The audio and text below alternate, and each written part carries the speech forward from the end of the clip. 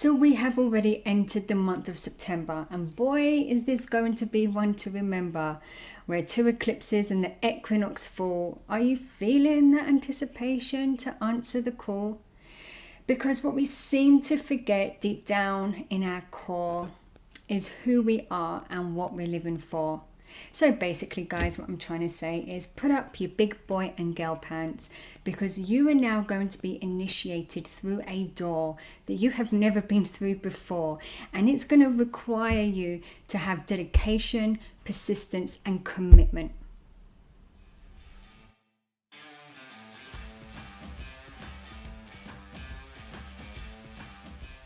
Hi everyone, I hope you're all doing well, especially in the middle of this eclipse energy. Hopefully you're not feeling it too intensely. I am actually recording this on the 7th of the eclipse, so fingers crossed this video gets to you okay, right? But anyway, welcome back if you're returning, and if you are new here, welcome. My name is Lisa. So I'm going to just be talking about the initiation of what these eclipses are going to be bringing us into, and the month of September. Now remember, eclipses is not just about the here and now of when it happens. This is energy that plays out for the next 6 months, and if anything, I would say we're really looking at the next year. Because when we look at the eclipse energy, we're also looking at the chart holistically and everything else that's going on. And when we're looking at this energy and how it's moving us forward, this is a strong activation as well of the nodes, right? And the nodes are going to be staying in the Pisces and Virgo axis until July next year. Now, this is a really powerful time, powerful month. This is 2 eclipses that is in one lunar cycle. So we had a new moon in Virgo back on the 23rd of August, and that was at the 0 degree, the critical degree, right? So it's right at the beginning point. And we are now having a solar new moon eclipse in Virgo, which will be on the 21st of September, and that's going to be on the 29th degree. So that's right at the end. So just that alone is a cycle within a cycle of what we're looking at. And this is really significant. Now, the lunar eclipse in Pisces, which is happening right now, is on the 15th degree, which is a Gemini degree, which is about communication. And the ruler of Gemini is Mercury, and Mercury is the ruler of Gemini and Virgo, which is where the South Node is. Now, your Virgo house, whatever house that rules for you, is having a complete declutter, right? And as we release and we let go of things, then we are also integrating and bringing in new things as well. So the South Node is also about reintegrating our gifts, our strengths, and bringing things back in. So it's not just about a letting go, we're also thinking about what we want to bring in as well and integrate. And what we have right now is the total lunar eclipse in Pisces, and this is a powerful one, being a total lunar eclipse. But with the North Node in Pisces and the South Node in Virgo, what this axis is saying is that this is about an integration of the physical and the spiritual, of what we think and our thoughts, how they manifest in the physical, right? So Pisces is all about creativity and what we don't see and what we can think into existence. And Virgo is about what we bring and manifest into the physical, but it's also ruled by Mercury, which is, again, the mind and the thoughts that we have and how powerful they are in the way that we manifest. And I know a lot of people have asked as well, what should we do with eclipses? Should we be doing some kind of rituals or manifestations or what? And I've got a whole video on that. But just remember that we are always manifesting. Our thoughts are always manifesting. And this is why we have to become aware of what vibration we are in, because we can try and convince ourselves that this is what I'm going to think about, or this is what I'm, going to try and manifest. But our vibration, right, is so powerful our energetic vibration, that is what we're really manifesting with. And our conditioning is what is going to play a part in that. So if we want to tell ourselves, oh, I'm confident, but deep down we don't feel confident, well, guess what? Our vibration is still going to be that of someone who is not confident. And therefore we're going to be attracting things in that match that vibration, because we don't attract what we want. Unfortunately, we attract what we are. And this is why healing is so important. And for a little bit, we can fake it till we make it, but ultimately that's not going to work. We have to do the work. We have to do the healing if we want to bring in things that truly align with what we want. So now if we go back to March, which is when we had the eclipses earlier this year, that would have been a time that you would have been maybe initiating something, reevaluating something, releasing something, knowing that there was some kind of pivot or change that you wanted to make. And now you can start to maybe see glimmers of this, whether it's slowly coming to fruition or whether there's something that you're now having to reevaluate again. And with Saturn now as well in retrograde, but Saturn here over the next few months is going to say, so have you taken accountability, responsibility, put structure in? Have you committed to what it is that you want? What have you been doing all this time? Have you done it the way that has moved you forward in the way that you want to move forward? Or are you having to now reevaluate what you're really committed to, what you want to be committed to, right? Because that's Saturn. It's what are you wanting to commit to and for the long term. So we're being now asked at this time what you was doing back then, which you're now starting to see manifest in a certain way. Is it going the way you want it? And maybe it is. And maybe there's, now that little bit more that you want to push through and you want to continue. Or maybe you're starting to realize that actually, maybe I didn't hone those boundaries. Maybe I, haven't pushed forward in the way that I wanted to, and I need to now go back. And Saturn now retrograding back into Pisces is giving you that one more chance, that one more push to get it right. And when Saturn went into Aries, that would have been a time where you would have felt the energy that was a bit more impulsive towards what you want. Okay, so maybe you did feel a bit more, right, this is what I want, this is what I want to do, this is how I'm going to do it. And maybe with good intention you did, but now you're maybe looking back thinking, yeah, okay, did I really release that baggage that I was, that I wanted to move forward with what it is that I want? And that's what this is about. This is about, have you really released attachment, baggage, old beliefs, old relationships, jobs, whatever it is, right? Have you made space for the new to come in? And that's what this extra push and initiation is going to be now. Now remember, sometimes it's not going to be really big things and we're thinking, nothing's really changed that much or anything major, right? And for some people it will be. Some things it will be huge, it will be big, it will be relationships, jobs, home, moving home.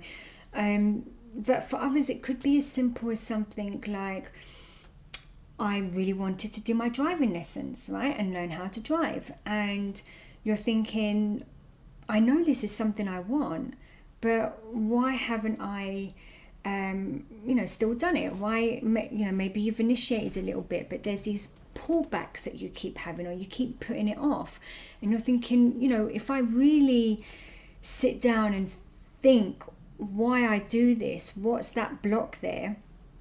It may be that you realize, oh, okay, maybe it's because that if I learn how to drive and I now have a car and I can get around places, that now there's going to be more expectation on me to go and visit people and see people and take people to places that they want to go, and that feels overwhelming for you, because maybe part of what you're trying to heal or trying to overcome and change is expectation that people have put on you, or trying to create more distance with certain people, and maybe there's this fear that you're going to be overpowered and overwhelmed and have this expectation now to do these things that right now you get away with saying, well, that's a bit hard for me to come and see you because I don't drive, right?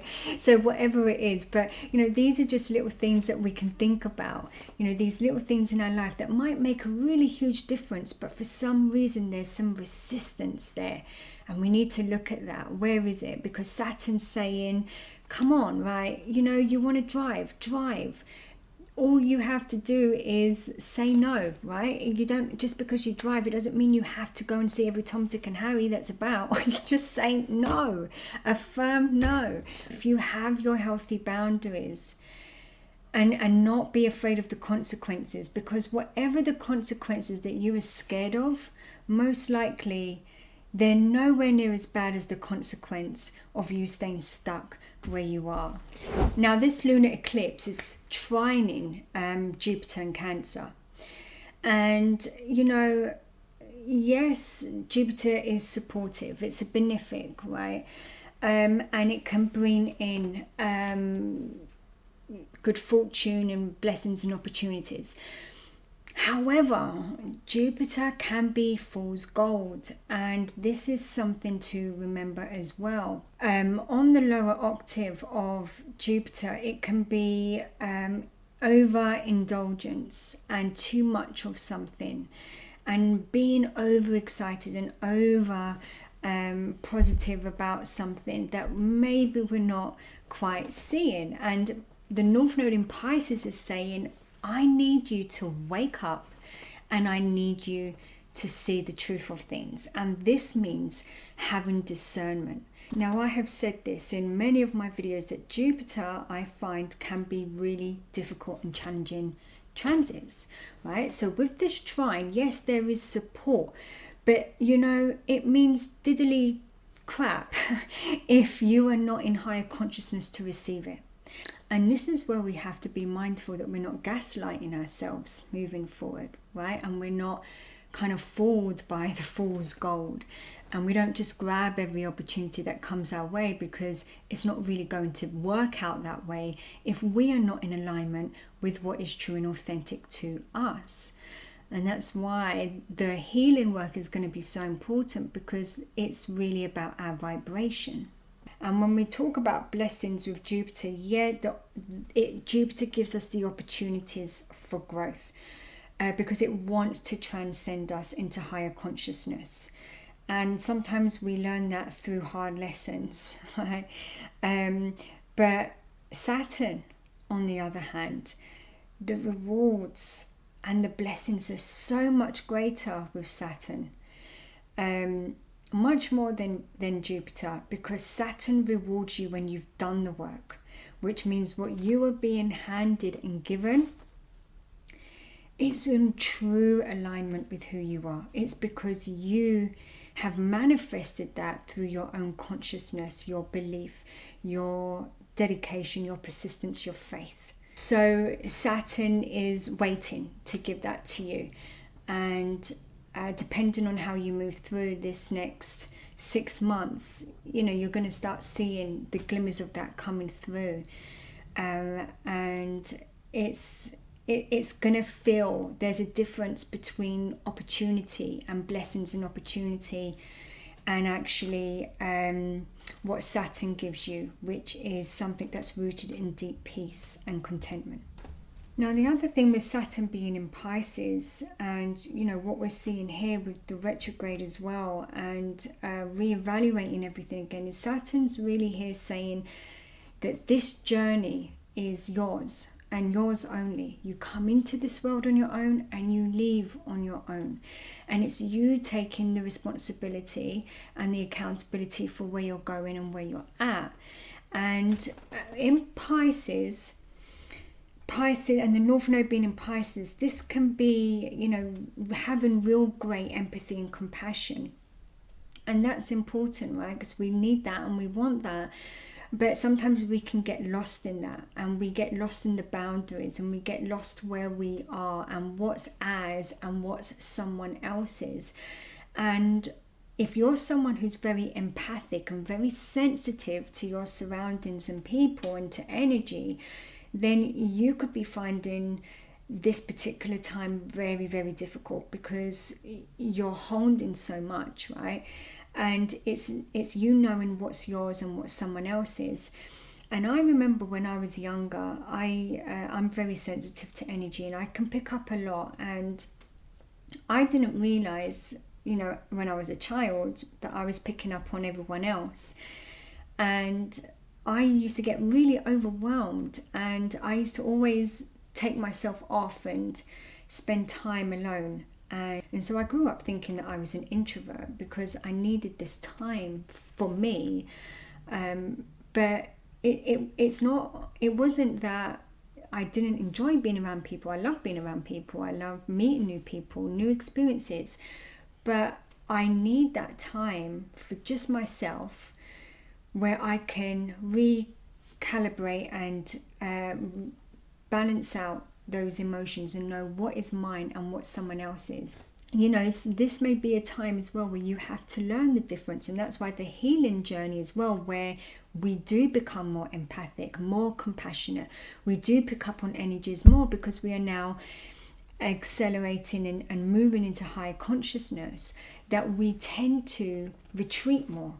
And the healing journey can be quite a lonely path for many. There'll always be times where we tend to be more in isolation, or we tend to have periods of our life where we feel more separated from everyone, or spend more time alone. And that's a really important part of the process, the healing process, because we are learning to differentiate between what's ours and what's someone else's, so that we can master our own energy. When we can master that energy and we can be in that, we now become more helpful and masterful in helping others. And it reminds me, when I was younger, I think I was in my late teens, and I wrote a poem.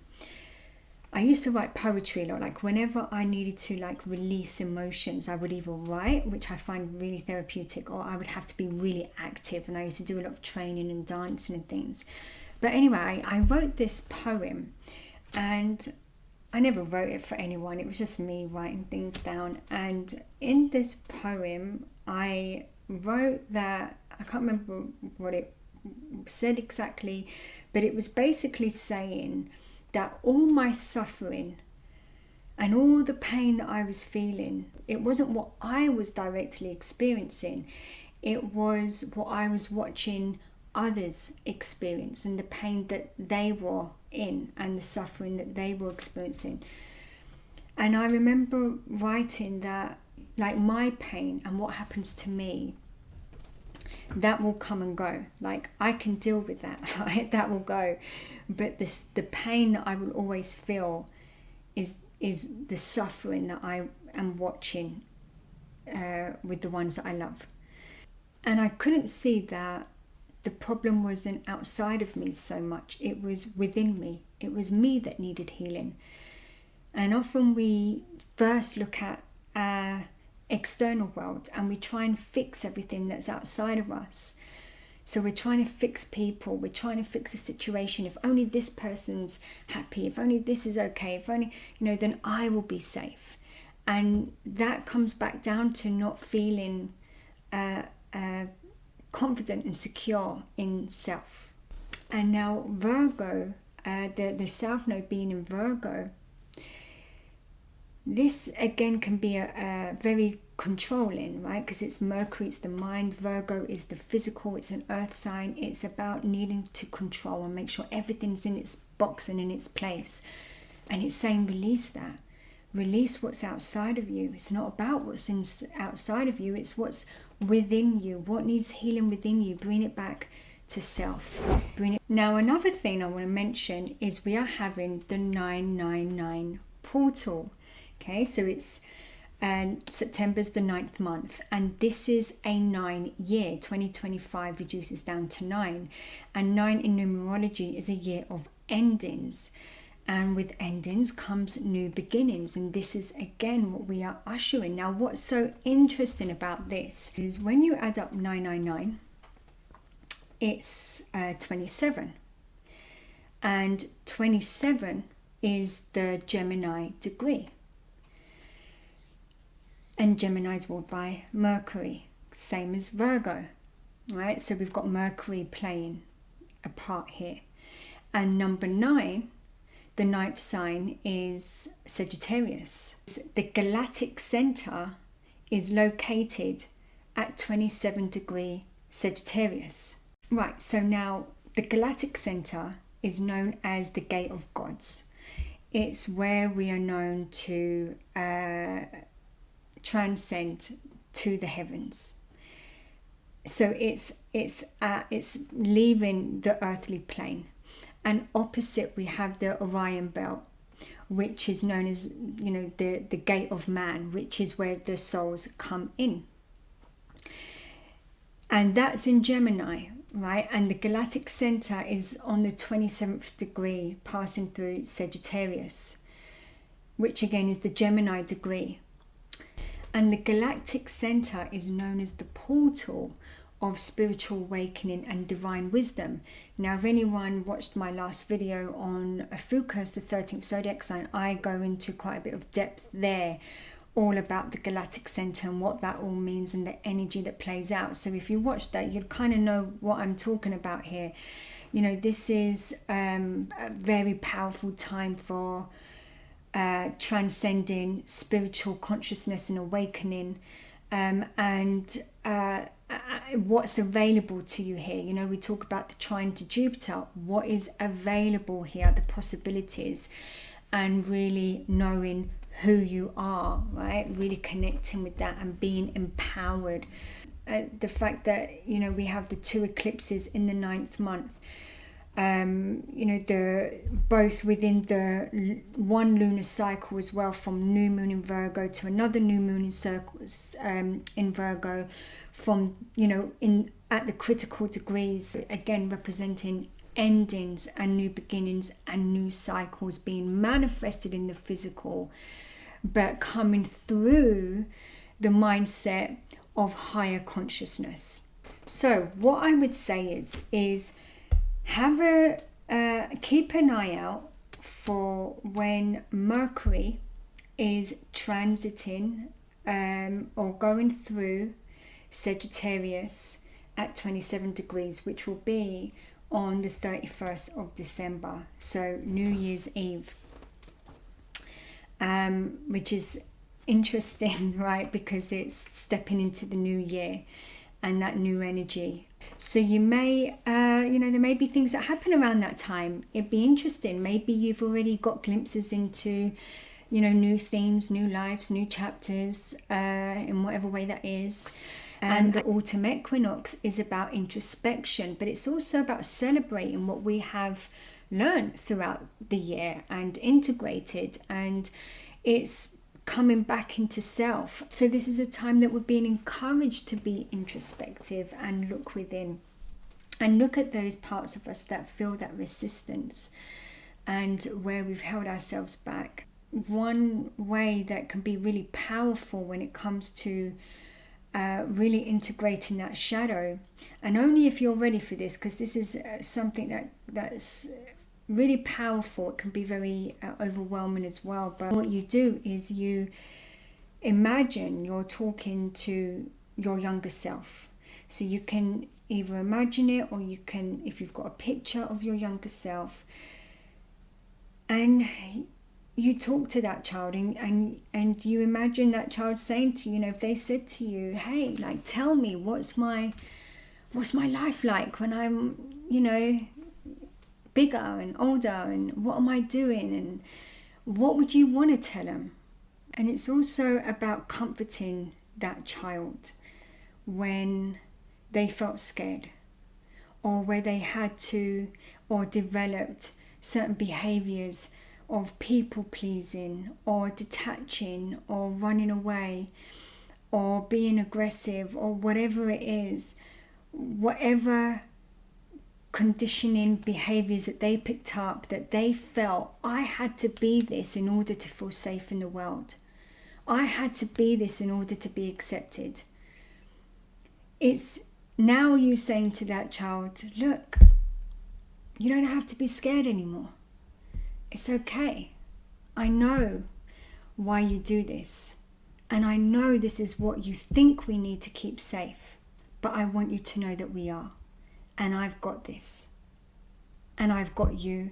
And I've got your back. Be free. Let us live. I've got this. When you can